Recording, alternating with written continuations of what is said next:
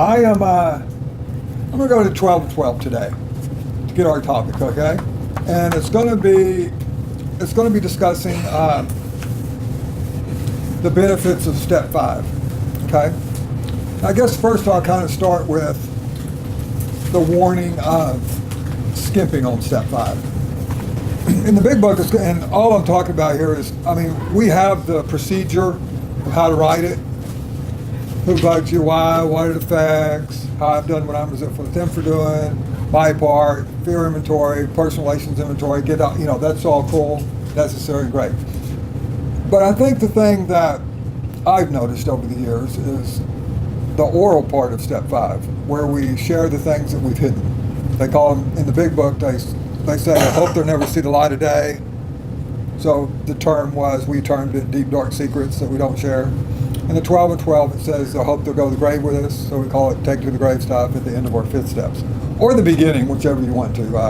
I usually save it for the end because that's when I did mine, and then you get this, But you can also do it in the beginning, so you have to sit there and worry the whole time about divulging this major thing that everybody's already done anyway. But you won't know that until you've done it.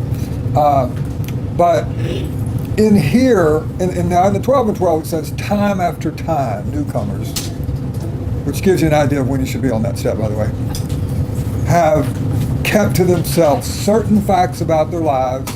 Trying to avoid that, they turn to easier methods. Almost invariably, they got drunk. Well, 17 years later of working with us, they've noticed something. And it's been 24 years for me working with people. I noticed something too. And it was the holding back on that seems to be the number one reason, not counting, not even doing it, you know what I mean, but of those of us who are working the steps, is holding back in step 5 that keeps you from experiencing the miracle here. So 17 years later, they wrote a book here called The 12 and 12, and in their step 5, that's all they talk about, really, And it says in here that so intense is our reluctance to do this that many at first bypass it, okay?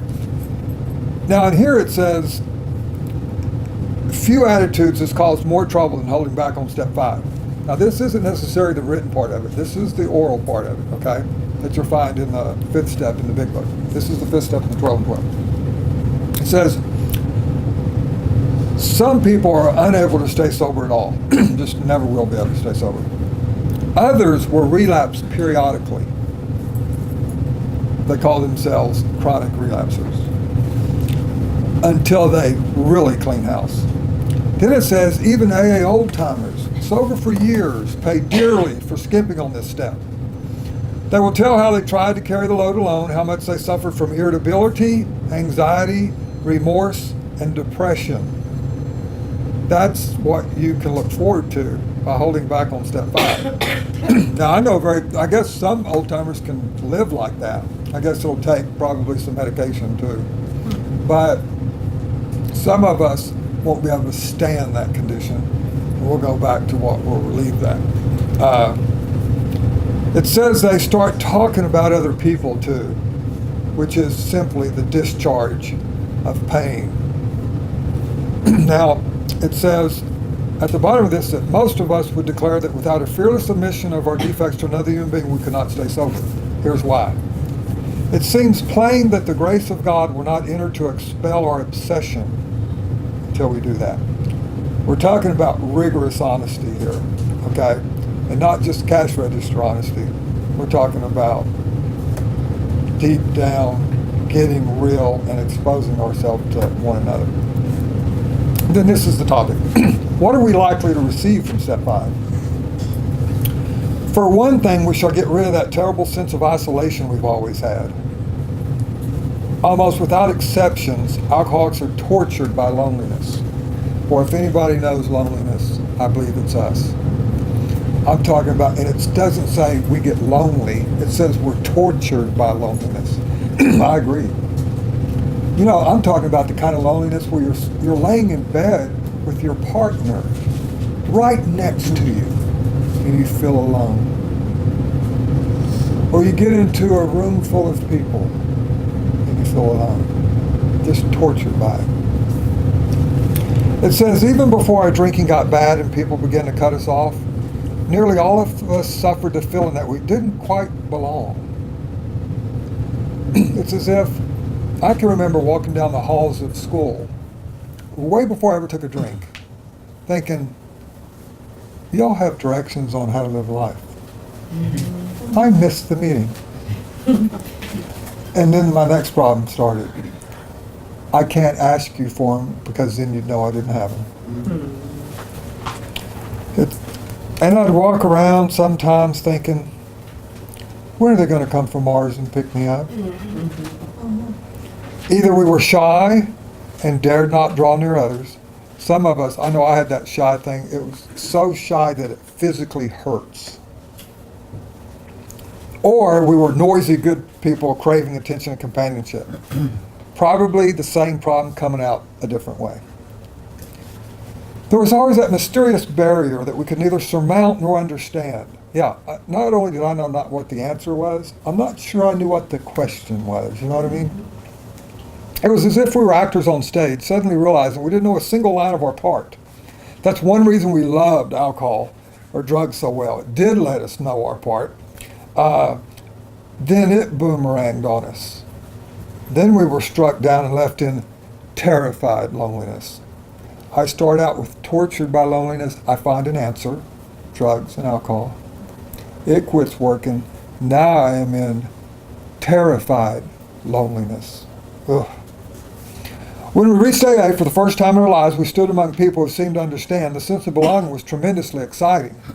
Remember, I walk in, there's a saying, you felt like a black sheep and all the other black sheep were in the room, oh, or whatever. And I had that sense of, you started sharing how you thought and felt. Holy cow, I think like that too. Blah, blah, blah, blah, blah. The sense of belonging was tremendously exciting. We thought the isolation problem had been solved. But we soon discovered that while we weren't alone anymore in a social sense, we still suffered many of the old pangs of anxious apartness. That's a good word. Pangs of anxious apartness. I always want to remember that next time I feel a little disconnected and you ask me how I'm doing. I go, I'm panging with anxious apartness. How are you? And okay, so what I heard was, and I experienced it, you come in, you go, wow, connection, feel great. Lonely, call a group, get around, we talk, goes away. And then the day comes, you feel lonely, they call a group, you get in group and you feel lonelier around people than you did by yourself. Crap. What happened? I knew it didn't work. Answer to that. Until we had talked with complete candor about our conflicts, shared all my secrets and all my struggles, and continue to, and had listened to someone else do the same thing, get around other people who are willing to be open and honest also, real, authentic. We still didn't belong. Step 5 was the answer. It was the beginning of true kinship with man and God. I call it, when I first did my first one with Jim in his garage, I was scared. But by God's grace, I was a little more afraid not to, if you know what I mean. In other words, I say it like this. I was more afraid of the known than I was of the unknown. I didn't know what was going to happen if I shared them all. But I did know what would happen if I didn't, and by God's grace, I was more afraid of the known than I was the unknown. So, boom. Miraculous. As soon as they're shared, it's miraculous. Then, I was feeling great, so I kind of got fooled with early sobriety because I felt so fantastic that for some reason, I thought sobriety equaled no problems. Because I didn't have any for about a year. And then I had one. I thought, something's wrong with my program. And I didn't really learn how to continue to tell on myself, But by God's grace, my lessons I always keep learning lessons as long as, I stay here. And now one of my favorite things to do is what I consistently, and I have people in my life, and we consistently, what I call telling ourselves, okay? And what it is, it's just a way of staying, what's the word we can see in me? Transparent. Okay? I want to stay transparent. I want to, and as I do that, it helps me realize the one thing that's always been true. There's nothing wrong with me. Okay? And as I let you, and I get to where I don't want you to just know, I want you to get to know me instead of know about me. And that's been the single most thing that has kept me to where I can just continue to take deep breaths. Because that was one of the things I got from my first fifth step. Many things. My obsession was removed, blah, blah, blah, and all that, thank God.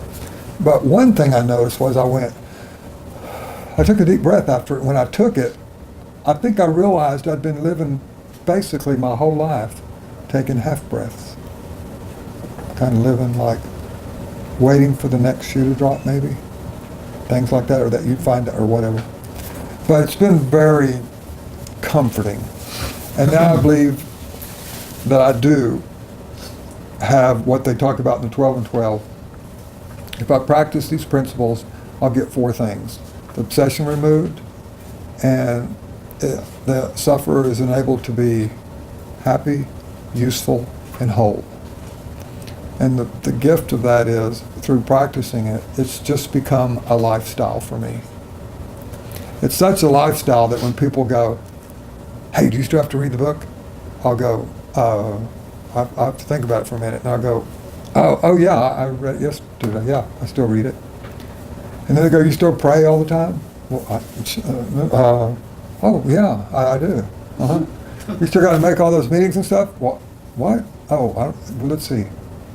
And the reason why it's a baffling question is because it's just what we do. We have to. It's not even a have to. I think it was. At first it is, right? I would say so. But then it becomes a routine, right? Well, it becomes a get to. lifestyle. But I get to do those things. Yeah. You know what I mean? It's not a have to no more. It's a get to. And then it's kind of like maybe I put the steps on as a coat and warm for a while. Then they go into your skin and they just become part of you.